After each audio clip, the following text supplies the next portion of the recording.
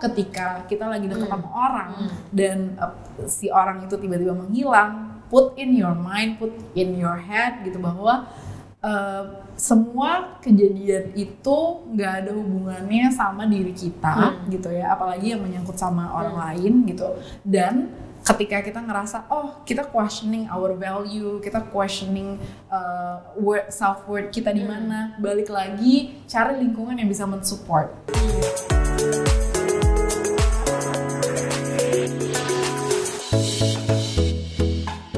Dari antara kamu ada yang lagi ngerasain di ghosting atau mungkin baru aja mengghosting, atau jangan-jangan kamu gak nyadar kalau kamu lagi mengghosting orang. Ternyata dampak dari ngeghosting itu bisa sangat damaging untuk seseorang, tapi bisa jadi juga sebenarnya kamu nggak sadar. Dan ini sering banget kita omongin, cuman kita perlu mengklarifikasi sama orang yang mengalaminya sendiri. Kalau aku sejujur belum pernah sih. Jangan sampai. Jangan ya. Jangan sampai. Tanya Vira pernah ya? Aku pernah di ghosting beberapa kali. Di ghosting, mengghosting nggak? Di ghosting. Pernah mengghosting tapi aku nggak pernah yang sampai completely gone gitu. Pasti aku kayak begitu aku ready, reach out, ngomong gitu. Nge-info ya, nggak hilang tiba-tiba. Lebih banyaknya berarti di ghosting. Nah, kali ini kita bakal ngobrol sama salah satu teman yang ternyata dia pernah nge-ghosting. Ya pernah juga sih katanya di ghosting. Langsung aja kita welcome Kak Dika. Halo. Dika. Ketua komunitas enggak deng, bercanda. Aku mau bicara hashtag Serigalau. Jadi aku sama Dika udah kenal udah lama banget dari kayak 2011 ya. Iya, 2011 antara tahun-tahun itu udah lama banget. Jadi ceritanya lucu. Kenalnya pertama kali di Twitter. Jadi sama-sama sering nulis galau-galau gitu. Dulu kayaknya emang kayak semua orang nulis galau-galau Ya, curhat-curhat itu. Curhat halus gitu ya gitu. Nah dari situlah kami beberapa orang gitu ya tahu ada yang hilang, tiba-tiba ngilang, ada yang tiba-tiba lagi deket sama orang ngilang gitu. Ternyata punya benang merah yang sama gitu. Nah dari situ akhirnya pertemanannya jadi nyambung. Karena punya background ghosting gitu. Pernah punya background ghosting. Bahkan dulu tuh belum ada istilah ghosting ya Dik ya? Dulu istilahnya ngilang aja, gone gitu.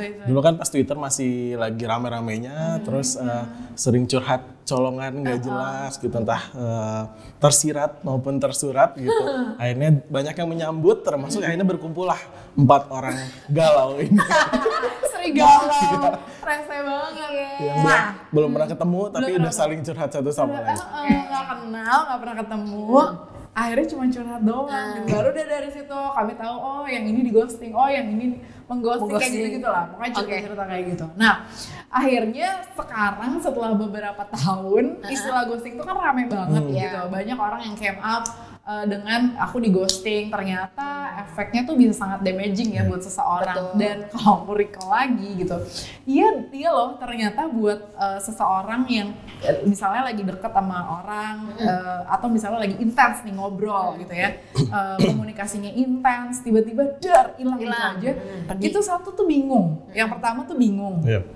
Reaksi yang maksudnya kalau aku recall ya perasaannya kayak gimana, itu pertama satu bingung, kedua marah ya kan, terus kayak ada hope gitu, kayak gitu, kayak ada rasa pengen nyari lagi gitu, tapi terus makin di ghosting bingung sampai akhirnya ngerasa mulai menyalahkan diri sendiri, insecure, mulai kayak gila ya aku salah apa, gila nih pasti semua salah gue, saling akhirnya pelan-pelan membuat yang namanya self esteem-nya tuh jatuh gitu. Dan kebayang nggak kalau itu dialami sama teman-teman yang mungkin lagi dalam proses pertumbuhan, emosionalnya lagi bertumbuh, kayak mungkin lagi SMA atau masih kuliah atau menjelang kelulusan kuliah, dimana banyak banget yang harus dipikirin sebetulnya gitu. Tapi karena situasi itu tiba-tiba dekat sama orang, ghosting, nggak ada angin nggak ada hujan, kayak gue mendingan mati aja deh gitu. Bisa jadi trauma juga kan? Ya. Sangat, itu akhirnya jadi traumatis buat beberapa orang.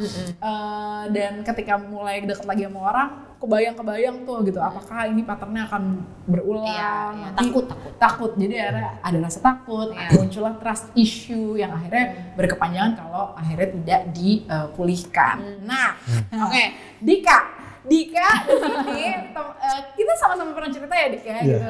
Dia pernah cerita juga bahwa dia ini juga pernah ngilang dari satu hubungan, pernah juga tiba-tiba dalam satu hubungan pasangannya menghilang. Nah, jadi intinya dua-duanya nih Dik. Oke, kita ceritain dulu yang dimana dia menghilang. Iya.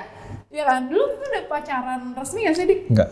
Nah, seberapa dekat waktu itu hubungannya sampai akhirnya menghilang? Jadi sebenarnya gini, jadi terakhir kali pacaran sebelum nikah, itu yang di Bandung. Dulu kita punya pacar di Bandung, terus putus, 5 tahun kemudian baru ketemu pacaran yang menikah. Dalam jangka 5 tahun ini kan banyak yang terjadi ya. Jadi banyak ketemu orang, banyak ketemu potential partner gitu ya.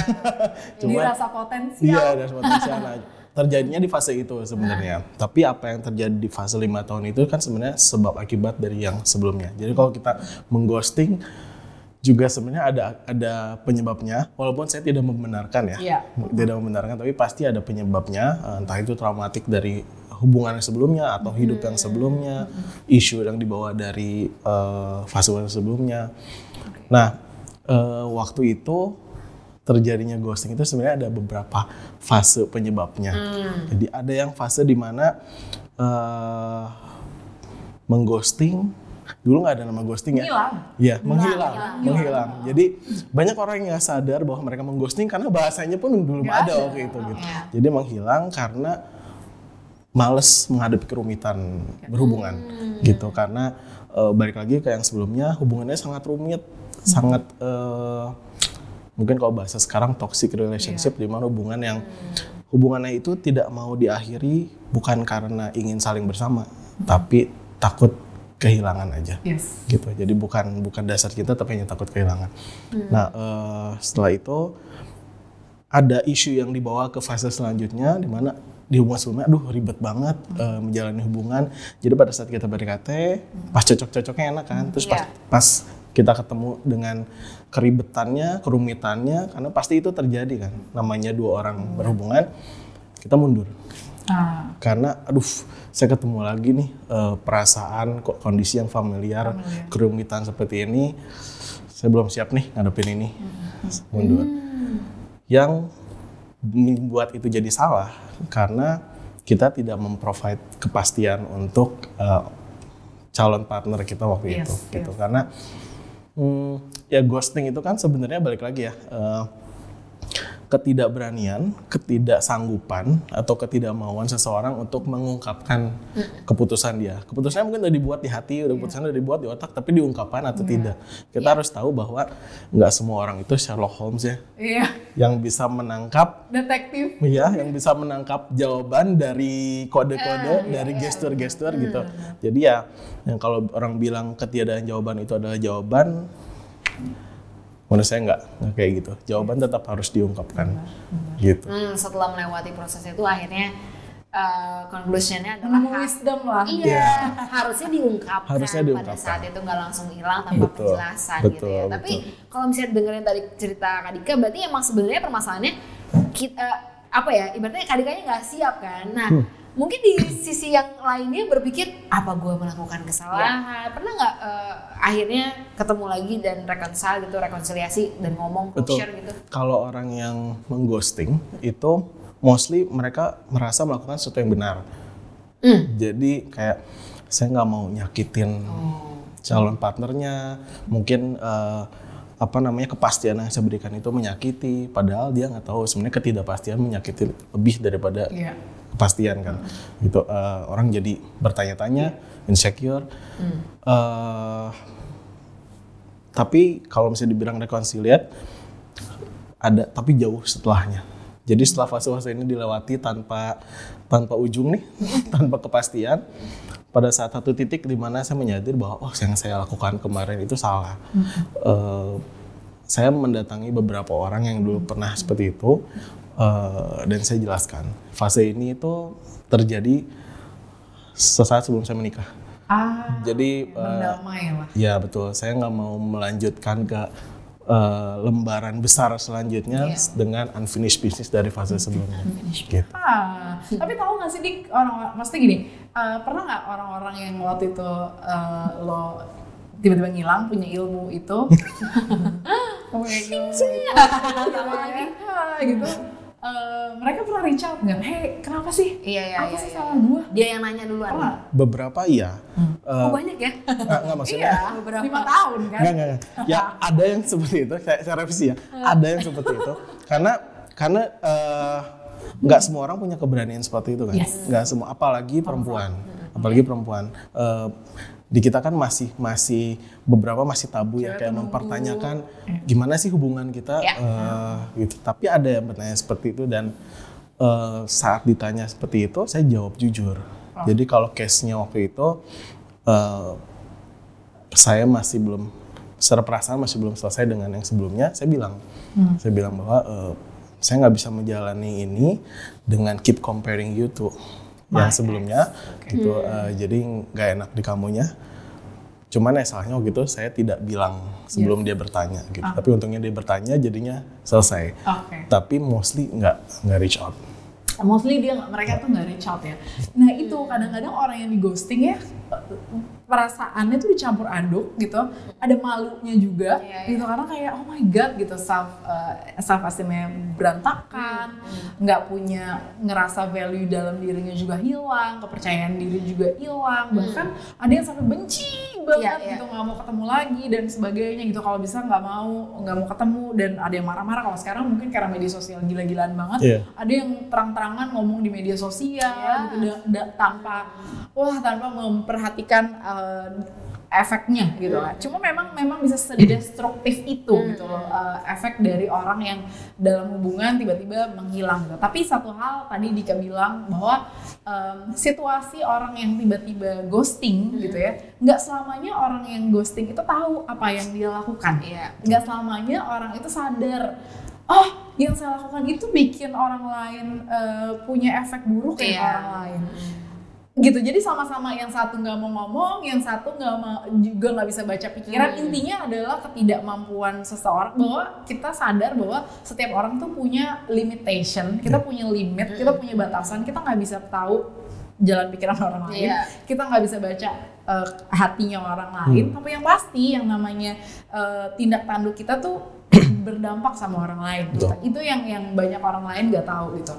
Nah, bahkan yang parahnya adalah ketika kita nggak sadar apa yang kita lakukan ternyata punya dampak ke orang lain gitu. Makanya dengan apa yang udah dialamin sama Dika kan, itu tadi ngilang ya, mengghosting gitu, dan biasanya kejadiannya tuh memang di perempuan gitu. Tapi Dika juga Dika juga pernah di ghosting sama perempuan. Nah itu gimana waktu itu ceritanya? Ya jadi waktu itu kita memang udah dekat, cuman setelah dekat lama-lama kita komunikasi, terus tiba-tiba ada satu momen kok seperti berjarak gitu, Terus saya reach out seperti biasa, komunikasi, tapi kok nggak kayak biasa ya gitu. Kalau saya waktu itu memberanikan diri nanya, ini ada apa sih? Maksudnya ada yang salah kah dengan saya waktu itu?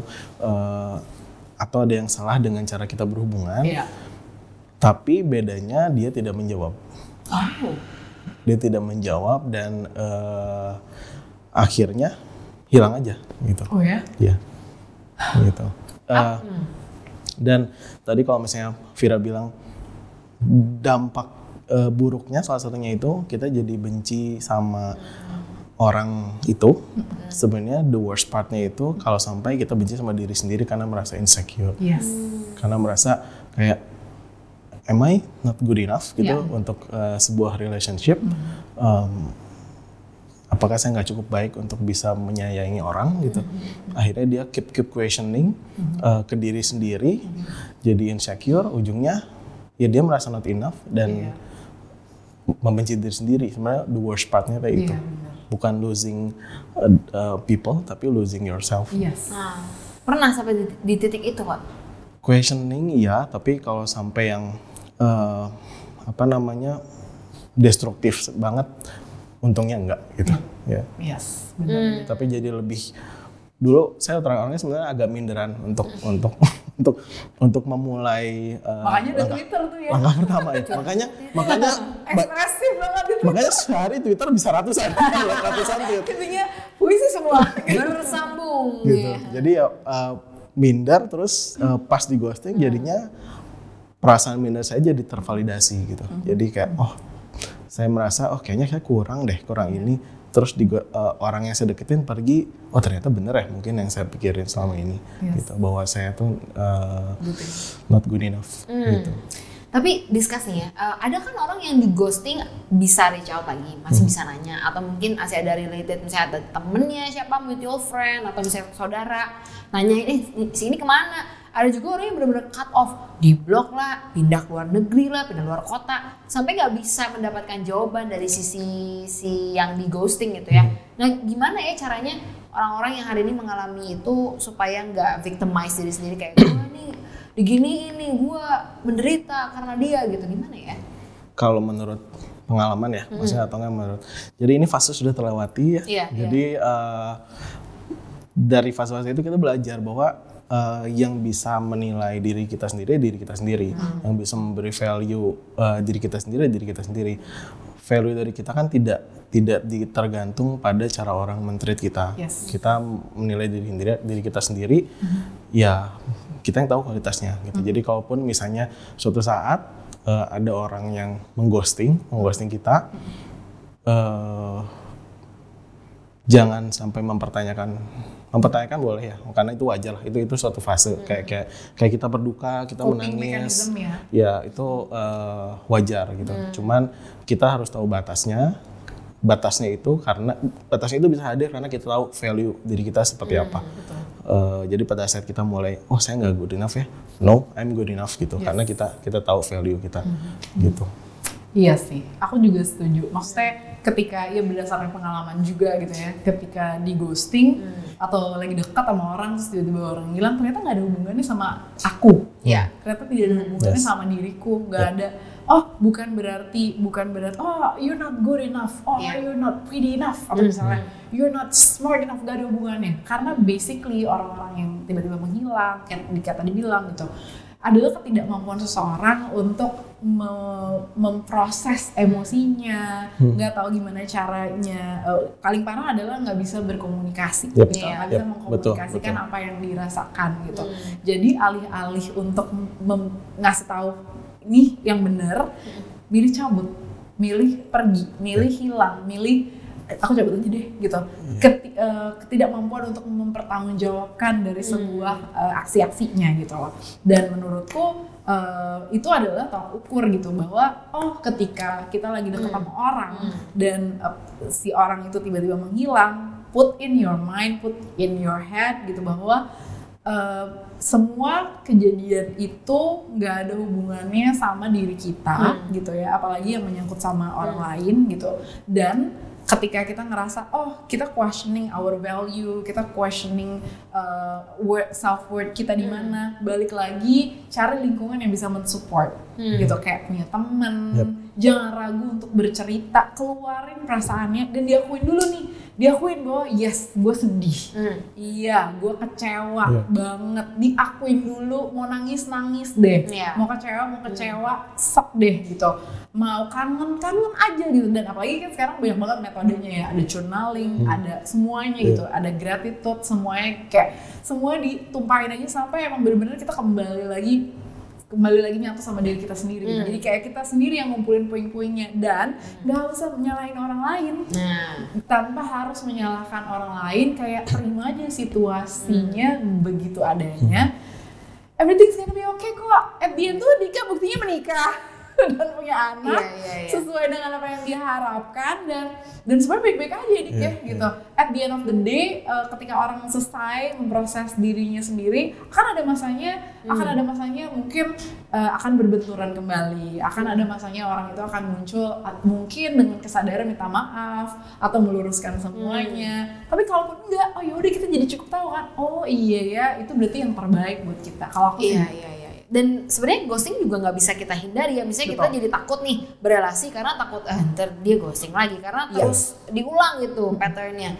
Nah gimana cara, mungkin kan ada orang yang gue harus melindungi diri gue nih, gue nggak mau berelasi karena gue takut ditinggalkan. Apakah itu jalan yang benar atau kalau emang nggak benar harus seperti apa orang yang emang udah ngalamin trauma di ghosting? Kalau aku nggak setuju loh, misalnya dia kan di ghosting takut lagi untuk menjalin hubungan. Karena menurut aku ya kenapa kita harus takut sakit? Karena basically setiap proses hidup apalagi berelasi ya nggak akan ada yang smooth, ya nggak sih? Bahkan yang udah ngerasa udah dalam hubungan yang sehat, quote and quote aja, pasti akan ngalamin ketidaknyamanan gitu. Tapi kita nggak akan pernah tahu kalau kita nggak pernah nyoba. Betul. Setuju. Jadi manusia itu kan lebih pintar belajar dari rasa sakit ya daripada rasa bahagia. Kayak gini-gini tweetnya. jadi harusnya pada saat kita mengalami rasa sakit, dikecewakan, terus ditinggalkan, kita justru sebenarnya bisa banyak belajar dan itu bisa jadi titik start kita untuk bertumbuh lebih besar lagi gitu. Balik lagi kita kan makhluk sosial ya, jadi mau gimana pun kita menutup diri, kita pasti butuh orang lain, entah skopnya apa gitu ya, entah perannya apa, mau itu pacar kayak, mau itu teman, mau itu relasi kerja, kita tetap harus bisa bersosialisasi. Ini kan ghosting sebenarnya tidak hanya soal percintaan ya. Enggak, kerja. Betul. Gitu, relasi yang lain, profesional juga gitu. Pertemanan juga kayak gitu. Teman-teman yang tiba-tiba cabut aja, hilang. Gitu. Jadi kayak ya we learn something, terus kita di next relationship entah apapun itu, ya kita jadi kan itu sebagai berarti ini yang nggak boleh saya lakuin, ini yang harus saya lakuin. Benar.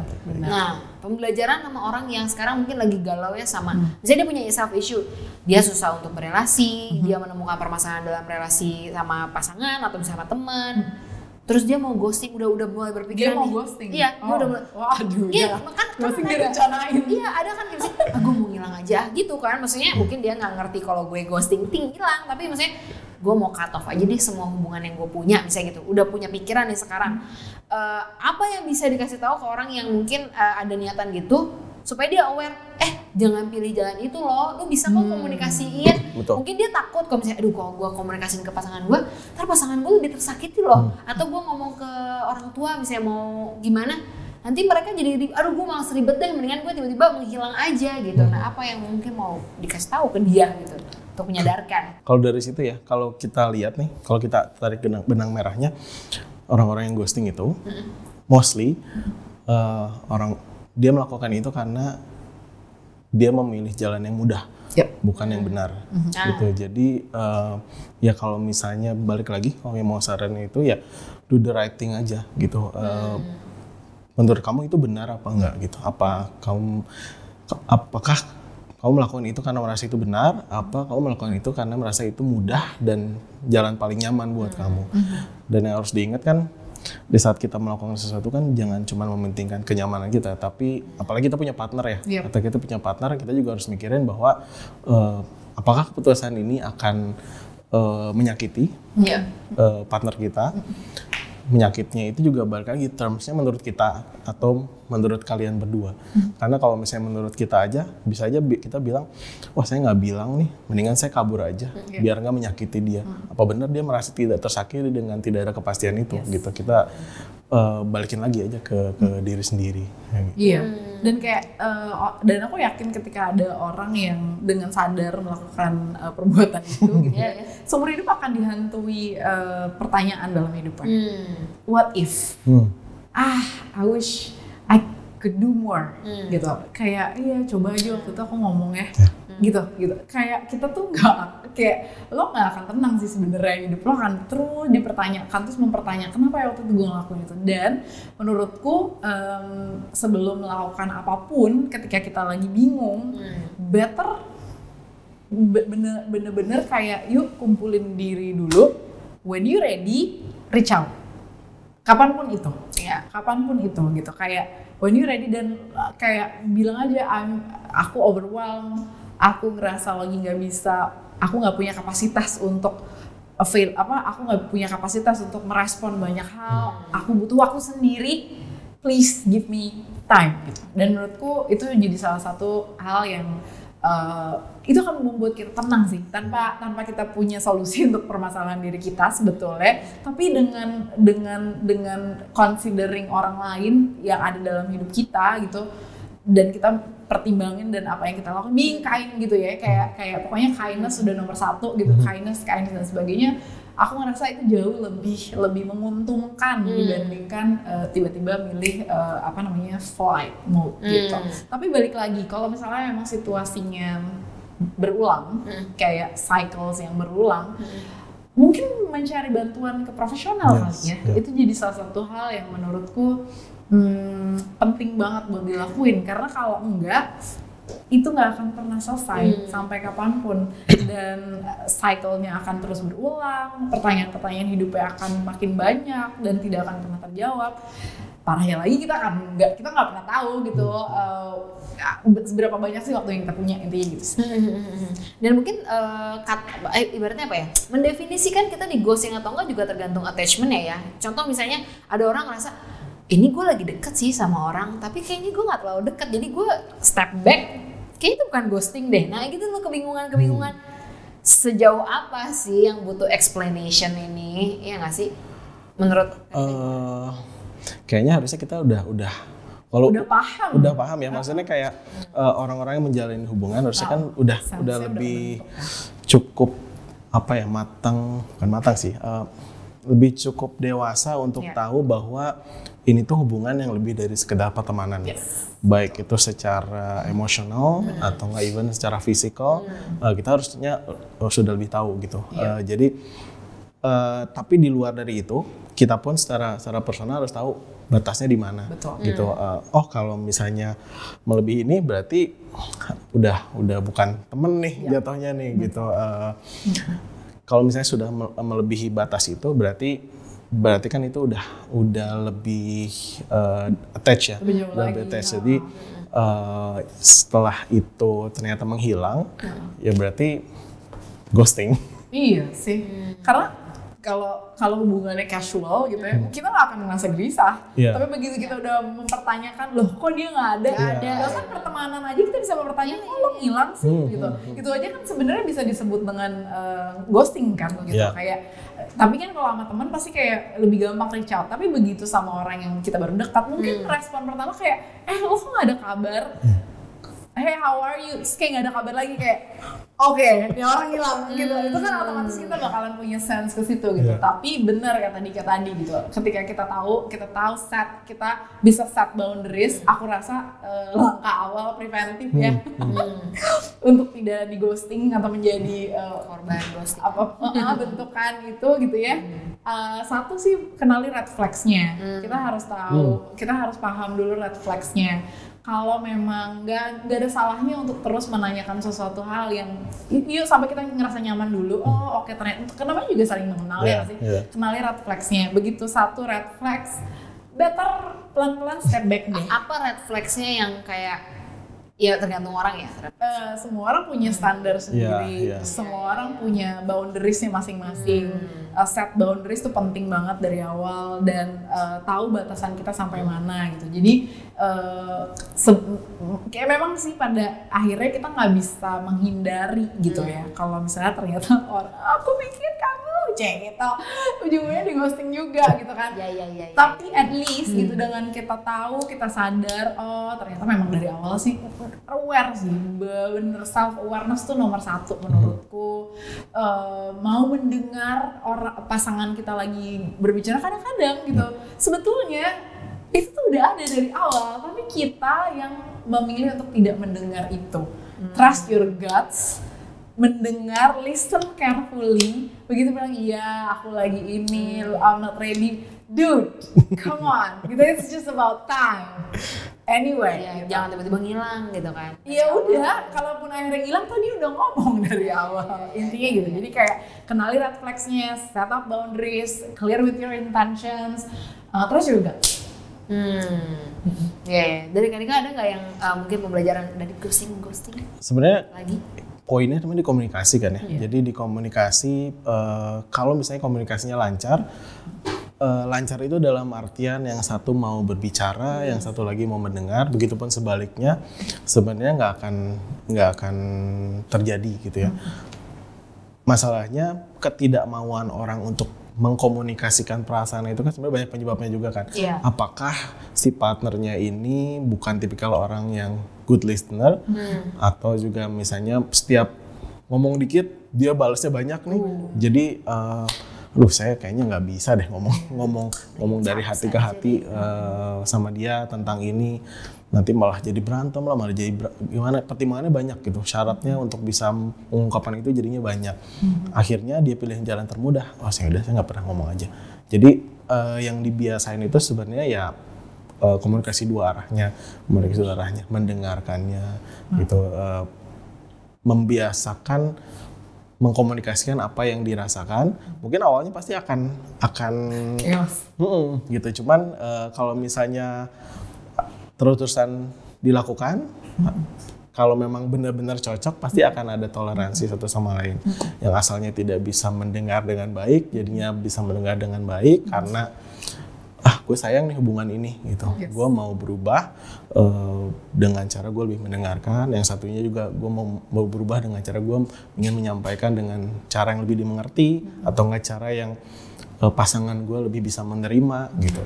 Jadi intinya di komunikasi aja sih. Betul. Iya benar. Dan tetap jadi diri sendiri sih menurut gue. Yes. Walaupun udah pernah di ghosting berkali-kali, just be yourself gitu. Karena kita nggak akan pernah tahu kan gitu. Mungkin di hubungan sebelumnya nggak cocok, nggak pas, mungkin ya itu tadi kita nggak memproses isunya.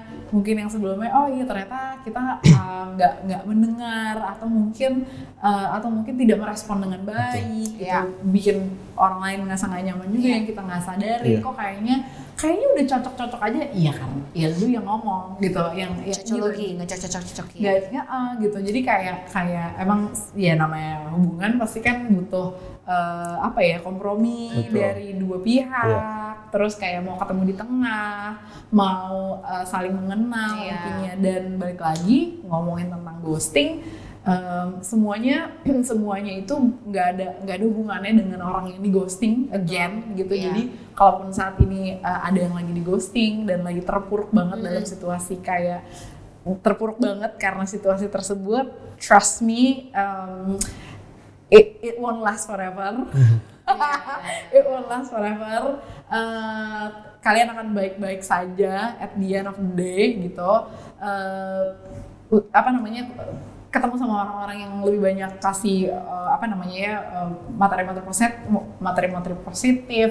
Nggak usah berlarut-larut nonton film-film yang menyayat-nyayat hati, itu nggak usah ya gitu. Justru memperdalam, be happy, terus isi dirinya tuh dengan percinta terus-terusan gitu, ketemu sama orang-orang yang bringing positive vibes, terus sibukkan diri dengan hal positif, hobi semuanya. Jadi nggak distract sama orang yang tiba-tiba ngilang. Who knows gitu, at the end of the day, dia muncul lagi, reach out, minta maaf, dan clear semuanya. Nggak harus sama-sama juga. Intinya kayak untuk udah clear dan menjadi closure, dan akhirnya bisa move on. Betul. Tapi aku sih mikirnya kalau misalnya kamu lagi di ghosting gitu ya, mungkin bakal susah banget ya kan. Maksudnya kita yang pernah mengalami itu pasti nyariin dia lah, atau mungkin desperately every time bertanya kayaknya gue buat salah atau apapun yang hari ini lagi dijalanin. Ingat aja kalau kita tuh nggak bisa kontrol apa yang orang lakuin sama kita gitu. Yang bisa kita kontrol respon kita tuh mau kayak gimana, mau sampai kapan kamu nyariin dia yang emang ya udah nggak ada orangnya gitu. Mau sampai kapan kita juga ngerasa kita yang salah, padahal sebenarnya mungkin kalau kita udah bisa let go itu ada yang lain yang lagi dipersiapkan buat kita yang terbaik gitu kan. So terima kasih Kak Dika buat sharingnya. Thank you.